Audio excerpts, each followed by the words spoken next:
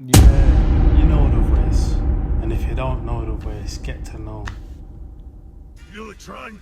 But forget about me. I ain't even gonna drop your name. If you know, you know.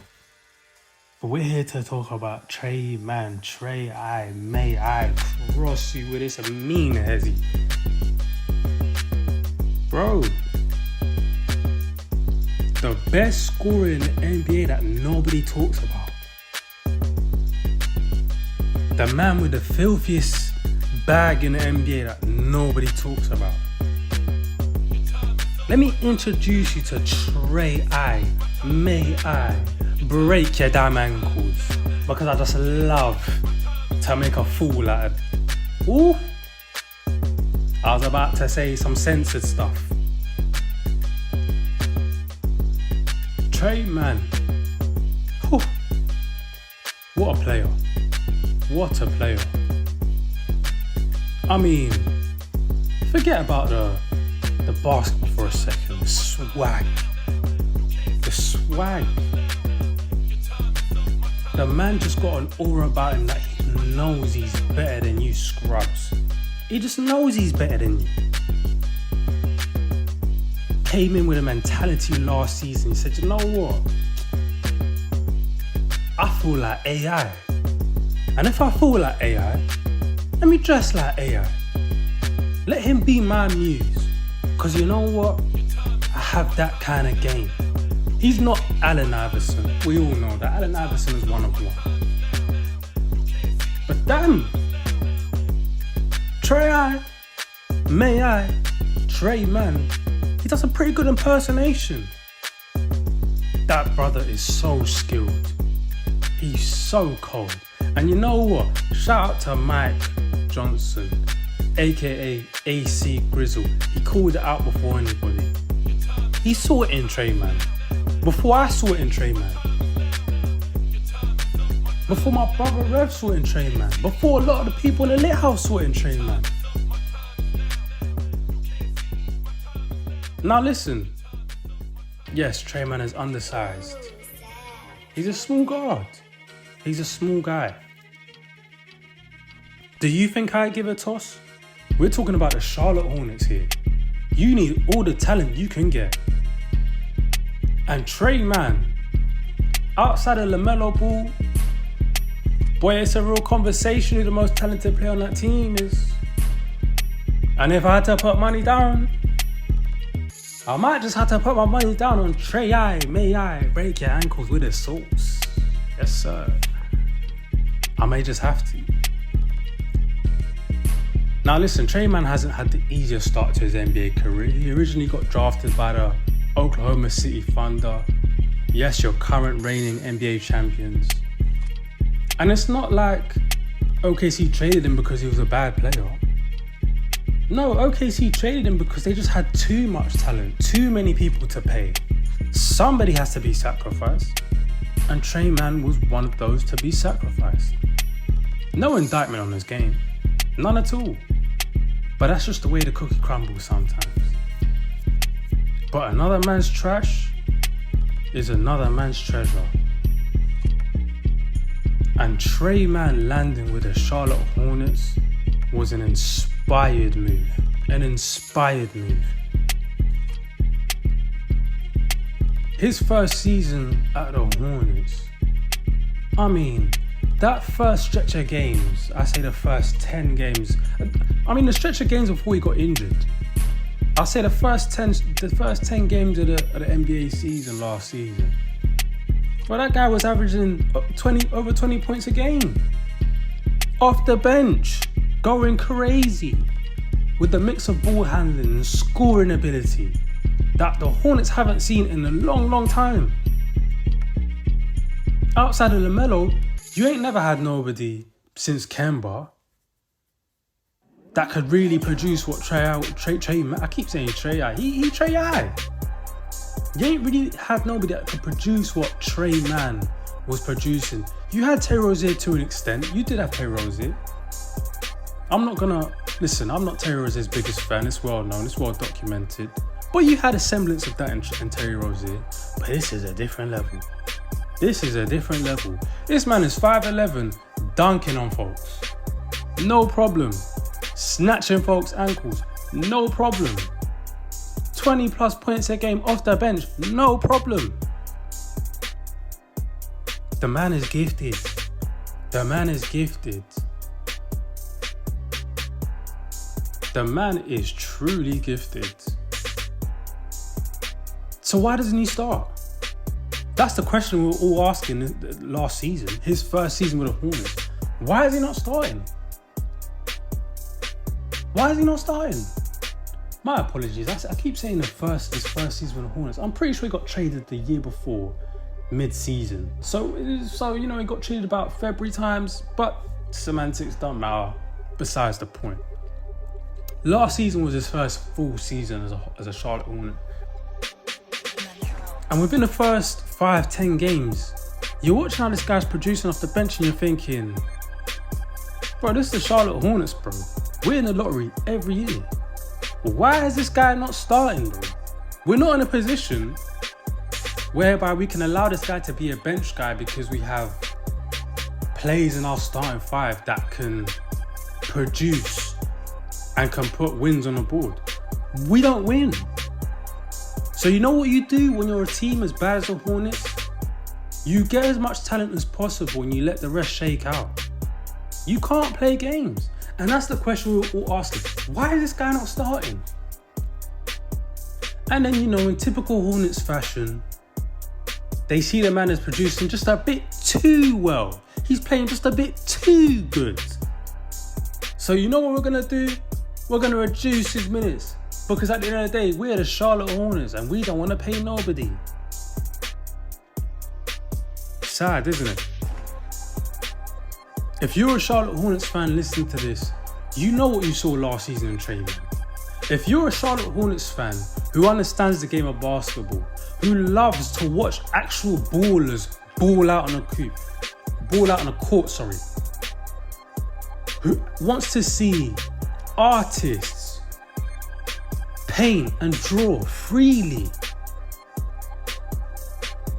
You know what basketball used to be like when you had true hoopers. If you loved that, you loved Tre Mann, and if you loved Tre Mann, you wanted him to start. And it begged the question, why didn't he start? Not only did they not end up starting him, they ended up reducing his minutes off of the bench. They ended up playing him less alongside LaMelo Ball. They ended up subbing LaMelo Ball out and subbing Tre Mann in. No! Play them on the court together. But I'll save that point for later on. Very important. Now you find yourself in a situation where Tre Mann's in a contract year. He gets an injury, a back injury. And now listen, back injuries ain't nothing to play with. They ain't nothing to play with. You know, we've seen plenty of guys, once they get a back surgery or a serious back injury, 9 times out of 10, your career tends to go downhill after that. But when it comes to the Charlotte Hornets, you can never take anything at face value. His minutes getting reduced, the Hornets going out of their way to make sure they can limit his production so he doesn't get paid. Or he doesn't get paid to the level which I believe he should have been paid. Classic move for a team like the Hornets. And now if you're Tre Mann and you're Tre Mann's agent, you're looking at the situation, you're thinking, whoa, my minutes are getting reduced. I'm in a contract year. We're still losing. Oh, back injury. Back injury. Tre Mann said, you know what? I'm going to shut it down for the season. Do I blame him? Not at all. Were the Hornets mad at that? Not at all. It fit right into their plans. But we lost out on a lot with Tre Mann sitting out last season. We lost out on watching some magic. Watching him and LaMelo Ball produce magic. We missed out on that. Now let me ask you a question. Outside of LaMelo Ball, who is the most talented player on the Hornets? A lot of you will probably say Brandon Miller. I love Brandon Miller. I think Brandon Miller is somebody we've been needing on the Hornets for years.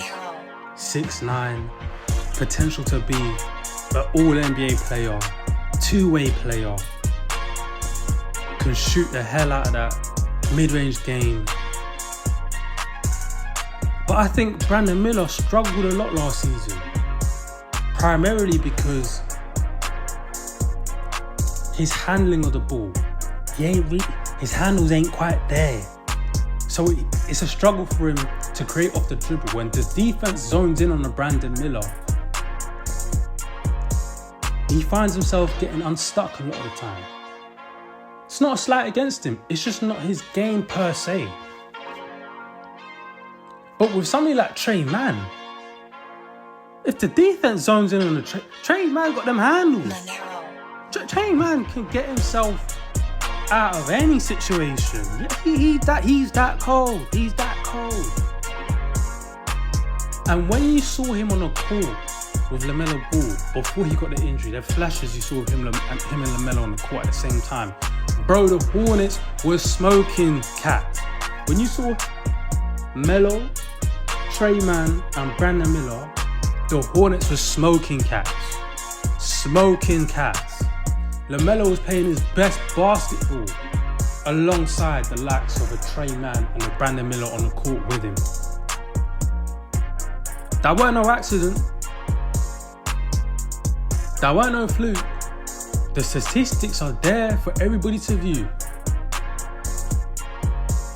Tre Mann is the missing piece in that starting lineup. He is. You insert Tre Mann into that starting lineup alongside Melo, alongside Brandon Miller, alongside Colt Brenner. They're still missing the four. We all know this.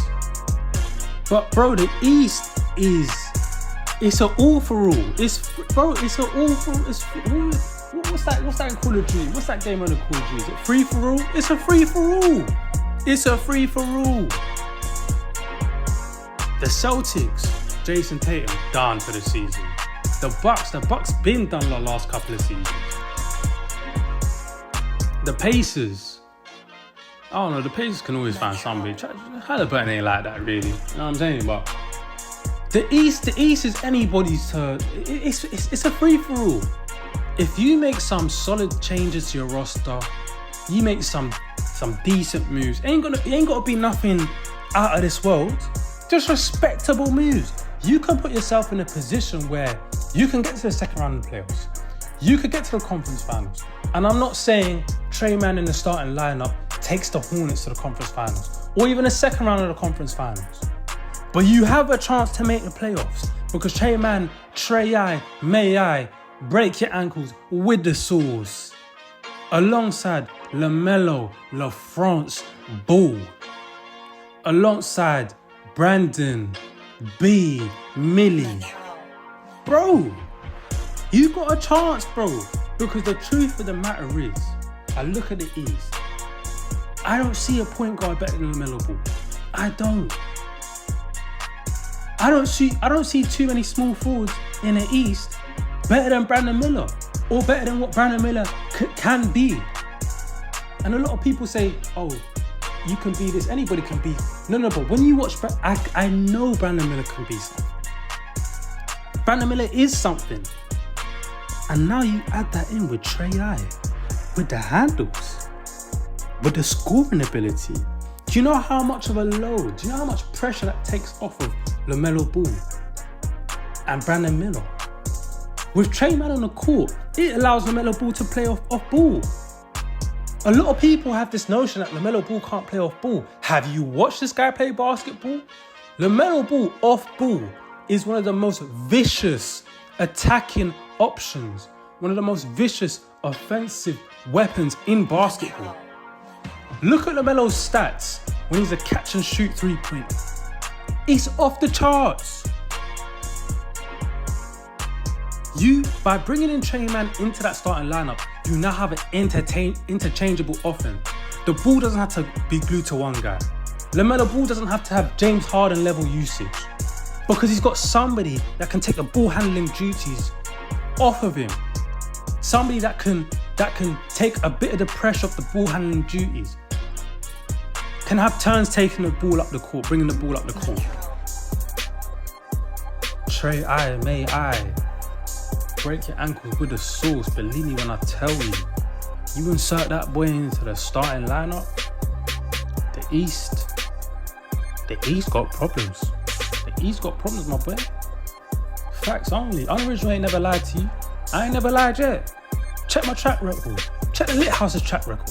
Check Rev's track record. Check Self-Made Sicario's track record. Check Mike Johnson's track record. Check Malik's track record. We've been in this game half a decade, 5 years deep, 6 years deep. We ain't lied yet. And we ain't gonna stop telling the truth now. Tre I, may I break your ankles with a sauce. Yes, sir. LitHoUsE settings, man.